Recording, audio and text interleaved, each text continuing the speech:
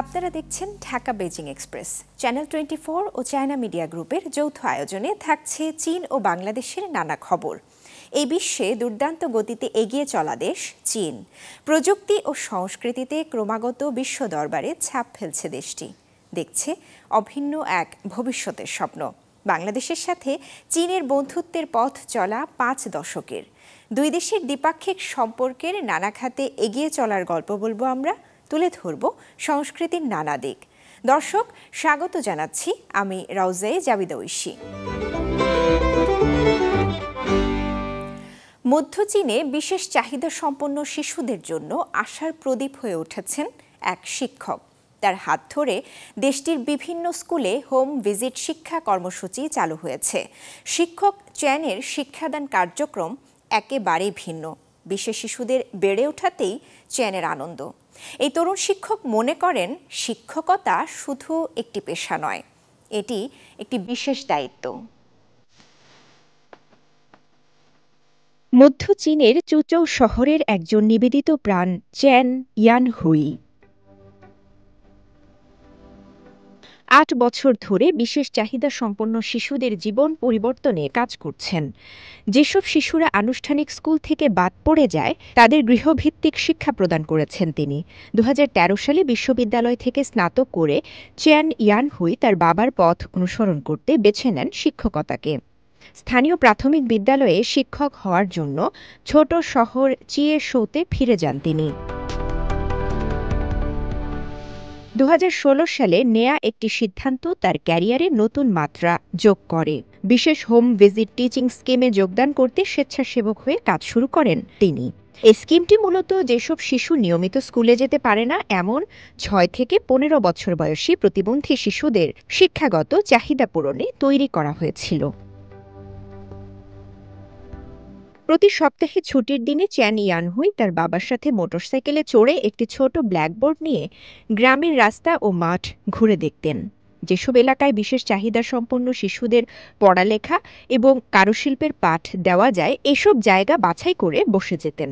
বাবার সাথে গত 8 বছরে গ্রামাঞ্চলে কয়েক হাজার কিলোমিটার পথ এইভাবেই পাড়ি দিয়েছেন চ্যান। তিনি নিজে একটি গ্রামীণ পরিবেশে জন্মগ্রহণ করলেও শহরের শিক্ষা জীবন শেষে নিজের হোম টাউনের শিক্ষার উন্নয়নে সহযোগিতা করার একটা তাড়না অনুভব করেন চ্যান।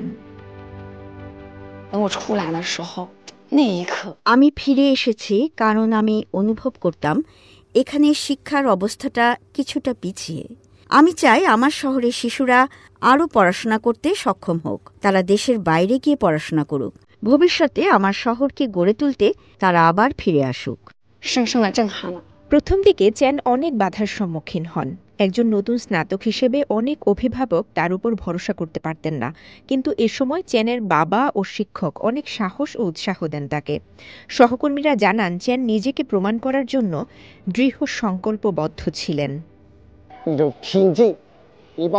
তিনি প্রচুর অধ্যবসায়ী, দুপুরবেলা বিশ্রাম পর্যন্ত নেন না। সারাদিন ক্লাসরুমে থাকেন। যে সমস্ত ছাত্রদের পড়াশোনায় অসুবিধা হয় তাদের পড়ান তিনি। তিনি এতটাই শিশুদের প্রতি নিমগ্ন থাকেন যে কখনো কখনো খেতেও ভুলে যান। 2016-তে চ্যান যখন কাজ শুরু করেন তখন তার কোনো নিজস্ব পরিবহন ছিল না। বহুদূর পথ পায়ে হেঁটে যেতে হতো। বাবা তার মেয়েকে দূরের যাতায়াত সহজ করতে জীবনের সঞ্চয় থেকে একটি মোটরসাইকেল কিনে দেন। এরপর থেকে প্রতি সপ্তাহের ছুটির দিনে বাবা মেয়ে ভোরবেলা রওনা হতেন আর বাড়ি ফিরতেন সূর্যাস্তের সময়। এইভাবে তারা হাজারো গ্রাম পরিদর্শন করেন বছরের পর বছর। ধীরে ধীরে এই শিক্ষকের পরিচিতি বাড়তে থাকে গ্রামবাসীর কাছে। চ্যানের মোটরসাইকেলের টোল বক্স সবসময় শিক্ষার উপকরণ এবং বই দিয়ে ভর্তি থাকে। কিছু শিশু যারা পড়তে পছন্দ করে তাদের জন্য তিনি নতুন প্রকাশিত ছবির বই নিয়ে আসেন। অন্যদের জন্য যারা হ্যান্ড অন ক্রিয়াকলাপ পছন্দ করে তিনি তাদের সাথে ডাম্পলিং বা বান তৈরি করতে রান্নার বিভিন্ন উপকরণ সংগ্রহ করেন। গত 8 বছর এমন বেশ কিছু সংখ্যক বিশেষ চাহিদা সম্পন্ন শিশুদের প্রত্যেকের জন্য স্বতন্ত্র পাঠ পরিকল্পনা প্রস্তুত করেছেন এই তরুণ শিক্ষক। এই ছোট্ট শিশুদের মন পড়তে পারেন চ্যান। আপনি একবার যদি তাদের প্রতি সদয় হন তারা বিনিময়ে আপনার প্রতি সদয় হবে। তারা আসলে খুবই খাঁটি এবং নিষ্পাপ। 是快乐的，我是幸福的。 2022 সালে চৌ প্রতিবন্ধী ব্যক্তিদের ফেডারেশনের ভাইস চেয়ারম্যান হুয়াং সিয়াওপোর সাথে দেখা করেন চ্যান ইয়ান হুই। এ সময় হুয়াং এই ক্ষেত্রে চ্যানকে অনেক সহযোগিতার প্রস্তাব দেন। 相关也可以影响到更多人。 আরও সামাজিক সহায়তা সংগ্রহ করে এবং প্রতিবন্ধীদের জন্য দক্ষতা প্রশিক্ষণ দিয়ে আমরা আরও বেশি মানুষের কাছে পৌঁছাতে পারি। আরও বেশি প্রতিবন্ধী শিশুদের সুখী পরিপূর্ণ জীবনযাপন করতে এবং আরও প্রতিশ্রুতিশীল ভবিষ্যতের জন্য সাহায্য করতে পারে। 精彩美好的人生。 বর্তমানে ছালিং কাউন্টির 20টিরও বেশি স্কুল হোম ভিজিট শিক্ষা কর্মসূচি চালু করেছে। আর এসব কার্যক্রমে নিবেদিত প্রাণ অনেকে চ্যানের মতো এগিয়ে আসছেন। চলছে 23তম ঢাকা আন্তর্জাতিক চলচ্চিত্র উৎসব ও চীনা চলচ্চিত্র সপ্তাহ। উদ্বোধনী আয়োজনে ঢাকায় নিযুক্ত চীনা রাষ্ট্রদূত ইয়াওয়েন বলেছেন, এবছর একদিকে যেমন চীন ও বাংলাদেশের কূটনৈতিক সম্পর্কের 50তম বার্ষিকী, অন্যদিকে জনগণের সাথে জনগণের আদান প্রদানেরও বছর। এদিকে আন্তর্জাতিক প্ল্যাটফর্মগুলোতে বাংলাদেশের সংস্কৃতি ও ইতিহাস তুলে ধরার কথা জানান তথ্য ও সম্প্রচার উপদেষ্টা মোহাম্মদ নাহিদ ইসলাম।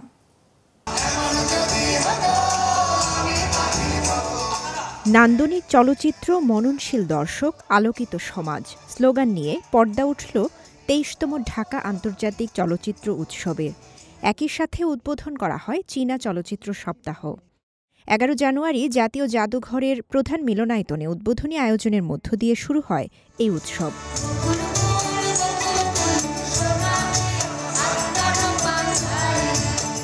অনুষ্ঠানের শুরুতেই সঙ্গীত পরিবেশন করে দর্শকদের মন মাতায় বাংলাদেশের স্বনামধন্য ব্যান্ড জলের গান।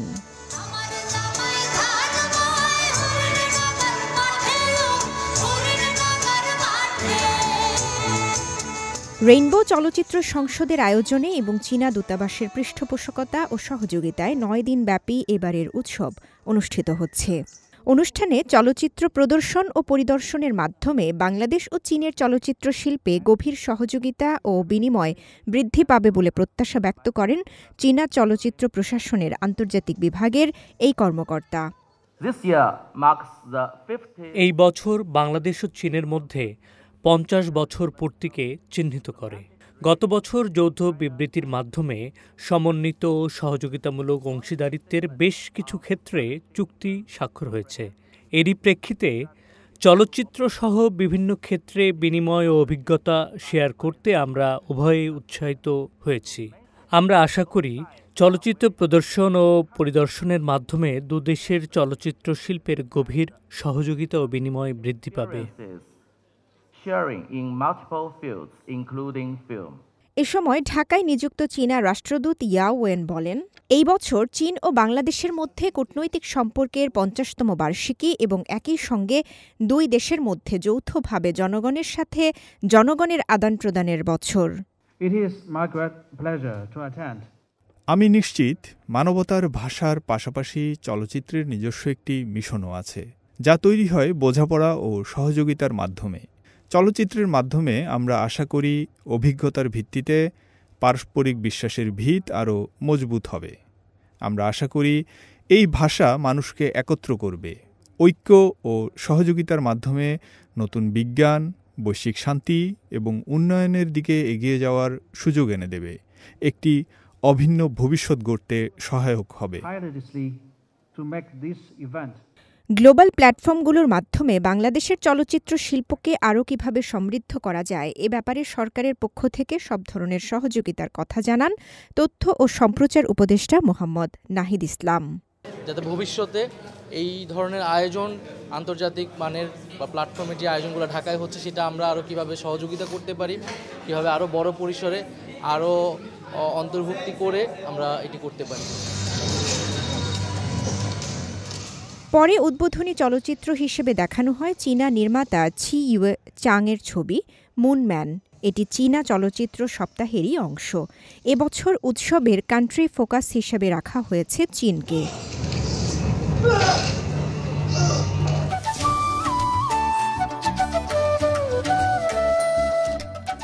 উৎসবে এশিয়ান প্রতিযোগিতা বিভাগ, রেট্রোস্পেকটিভ বিভাগ, Bangladesh panorama, wide angle, cinema of the world, children film, spiritual film, short and independent film ও উইমেন্স ফিল্ম সেকশনে ৭৫ দেশের পূর্ণ ও স্বল্প দৈর্ঘ্য মিলিয়ে ২২০টি চলচ্চিত্র দেখানো হচ্ছে। এবারের ঢাকা আন্তর্জাতিক চলচ্চিত্র উৎসবে ১৫টি অসাধারণ চীনা চলচ্চিত্র প্রদর্শিত হচ্ছে। গত কয়েক বছরের মতো এবারও আয়োজন করা হয় মাস্টার ক্লাস ও উইমেন ফিল্ম মেকার্স কনফারেন্সের। এছাড়া জুলাই আগস্ট গণ অভ্যুত্থানে শহীদদের স্মরণে থাকছে বিশেষ চলচ্চিত্র ও চিত্রকর্ম প্রদর্শনী। আগামী ১৯ জানুয়ারি পর্যন্ত চলবে ২৩তম ঢাকা আন্তর্জাতিক চলচ্চিত্র উৎসব। এদিকে ২৩তম ঢাকা আন্তর্জাতিক চলচ্চিত্র উৎসব উদ্বোধনের আগে জাতীয় জাদুঘরের প্রধান মিলনায়তনে চীনা চলচ্চিত্রের পোস্টার প্রদর্শনী কর্নার উদ্বোধন করেন তথ্য ও সম্প্রচার উপদেষ্টা মোহাম্মদ নাহিদ ইসলাম ও চীনের রাষ্ট্রদূত ইয়া ওয়েন। বাংলাদেশ ও চীনের কূটনৈতিক সম্পর্কের ৫০ বছর পূর্তি উপলক্ষে এই কর্নার উদ্বোধন করা হয়। রওজায়ে জাবিদা ঐশী, সিএমজি বাংলা, ঢাকা। চীনা নববর্ষ বা বসন্ত উৎসব এখনও শুরু হয়নি, তার আগেই চলছে নানা আয়োজন। গেল মঙ্গলবার প্রাচীন শহর সিয়ানে নববর্ষ উপলক্ষে বসে মেলা, ছিল সাংস্কৃতিক পরিবেশনা।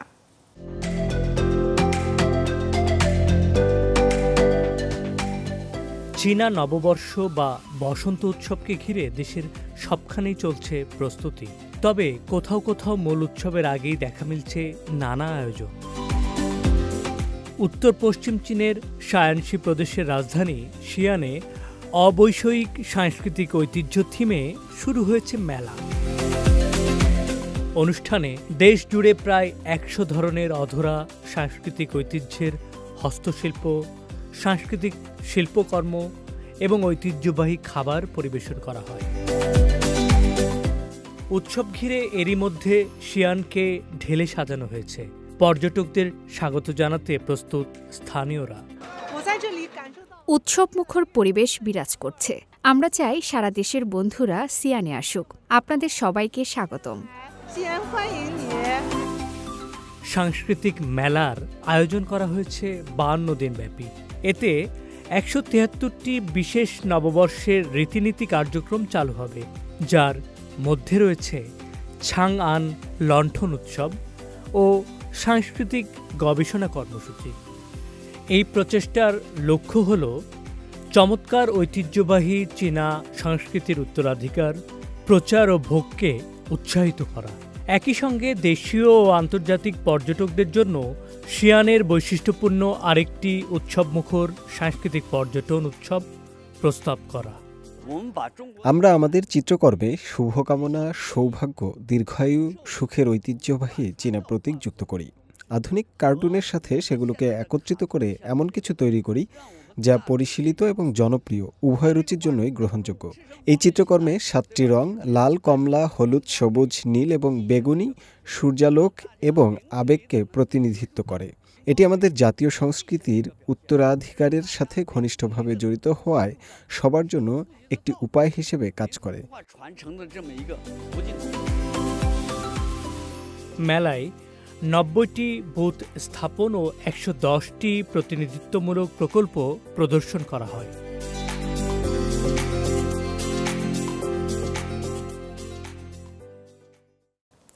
জাহাজ খাতে আরও এক ধাপ এগিয়ে গেল চীন। দেশটির দ্বিতীয় বৃহত্তর জাহাজ অ্যাডোরা ফ্লোরা সিটির নির্মাণ কাজ প্রায় শেষের পথে। ৩৪১ মিটার দীর্ঘ ও ৩৭.২ মিটার প্রস্থের এই জাহাজে রয়েছে ২,১৪৪টি কক্ষ। সম্পূর্ণ নিজস্ব প্রযুক্তিতে এই জাহাজ নির্মাণ করেছে চীন। ২০২৬ সালের মধ্যে যাত্রা শুরু করবে জাহাজটি।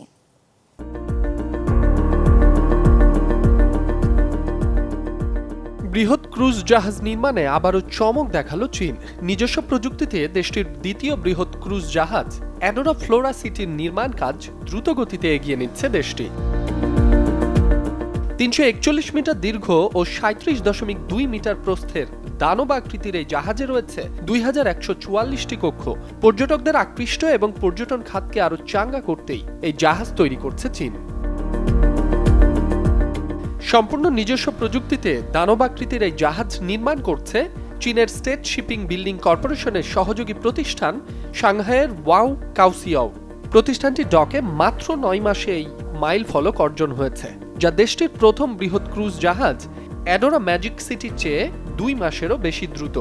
এটি চীনের জাহাজ নির্মাণ শিল্পের দক্ষতা ও কার্যকারিতার অগ্রগতির স্পষ্ট উদাহরণ। এর মাধ্যমে বৃহৎ ক্রুজ জাহাজ নির্মাণ খাতে আরও এক ধাপ এগিয়ে গেল দেশটি।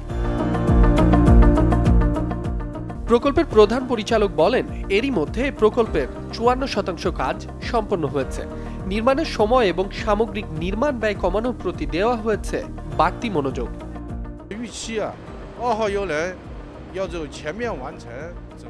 এরই মধ্যে প্রকল্পটি 54% সামগ্রিক অগ্রগতি অর্জন করেছে।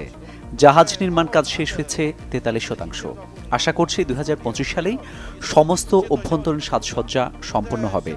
অগাস্ট মাসে শুরু হবে সিস্টেম পরীক্ষা। জাহাজটি নির্মাণের সময় আমরা নির্মাণ দক্ষতা উন্নত করার উপর মনোযোগ দিয়েছি। ব্যাপক গবেষণার পর আমাদের লক্ষ্য হলো মোট নির্মাণের সময় 20% এবং সামগ্রিক নির্মাণ ব্যয় 15% কমানো। আশা করি সেই লক্ষ্যে পৌঁছতে পারব। অ্যাডোরা ফ্লোরা সিটির সম্পূর্ণ নির্মাণ কাজ শেষ হবে 2026 সালে। সেই বছরই যাত্রা শুরু করবে জাহাজটি।